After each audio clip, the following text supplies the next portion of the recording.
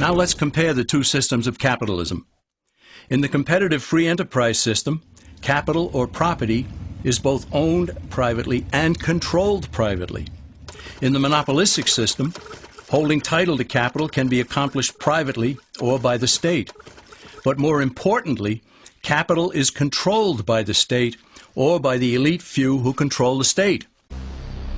The Communist Manifesto, which contains the basic program for all communists and all socialists, explicitly preaches the destruction and abolition of private property.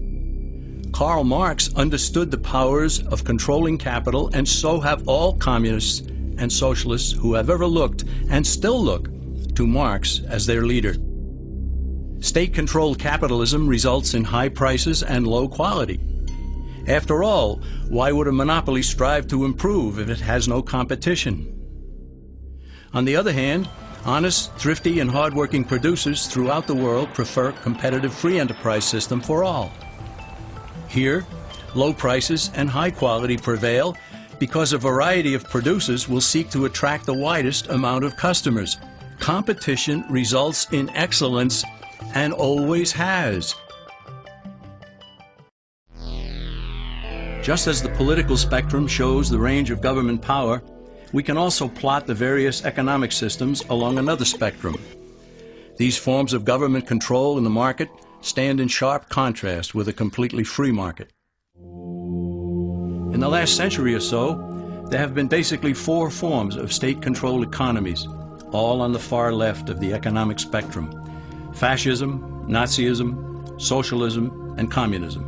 In each, the government controls the capital.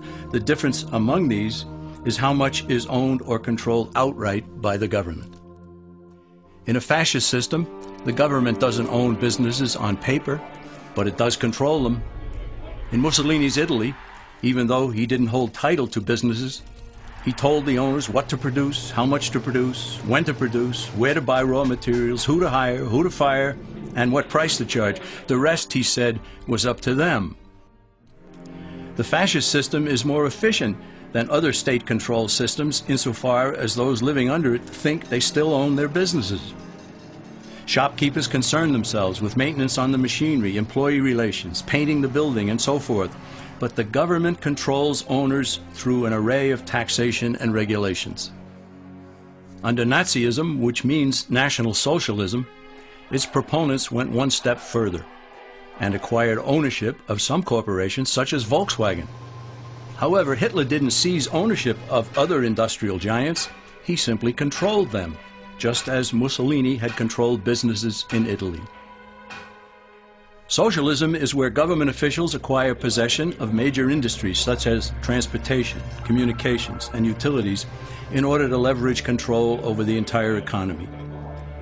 Through ownership of these vital segments of industry and by creating government regulatory agencies, socialists gain control over virtually everything else. Finally, there is communism, the granddaddy of all in the economic sense. In a way, communism is more honest than fascism because all of the capital is owned and controlled by the state. There are no pretenses about it. Now let's combine political and economic systems, because ultimately one never exists without the other.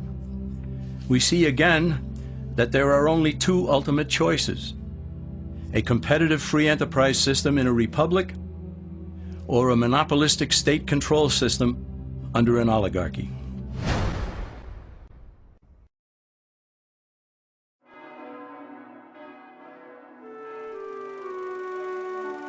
A moral people have always been a vital element of America's strength. The Founding Fathers well understood the biblical teaching that righteousness exalteth a nation. They also knew that expecting a free market economy and limited government under a republic to endure without morality was expecting the impossible. James Madison cautioned that limited government alone was inadequate for our nation. And John Adams observed, "Our Constitution was made only for a moral and religious people. It is wholly inadequate to the government of any other." George Washington stated, Reason and experience both forbid us to expect that national morality can prevail in exclusion of religious principle. Yet there are people today who think that liberty is license, and that morality is unimportant or irrelevant to politics and economics. But as Benjamin Franklin added, only a virtuous people are capable of freedom. As nations become corrupt and vicious, they have more need of masters.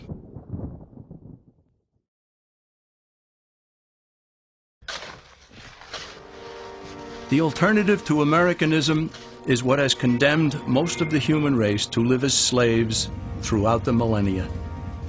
It is the idea that rights are privileges dispensed by an oligarchy according to the unlimited rule of men, that the state should control or own the nation's capital with all economic activity directed from a central power, and that morality is inconsequential, and that security is preferred over freedom and opportunity. Our nation continues to be steered off course, and the principles that led to America's greatness are being cast aside.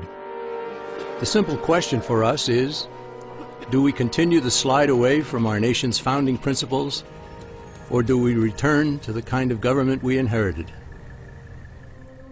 Time is running out for Americans who sense that something is wrong. They have to decide what kind of a country we shall leave for future generations. All that is needed is for a sufficient number of Americans to get involved in the fight for freedom and to return our nation to less government, more responsibility, and with God's help, a better world.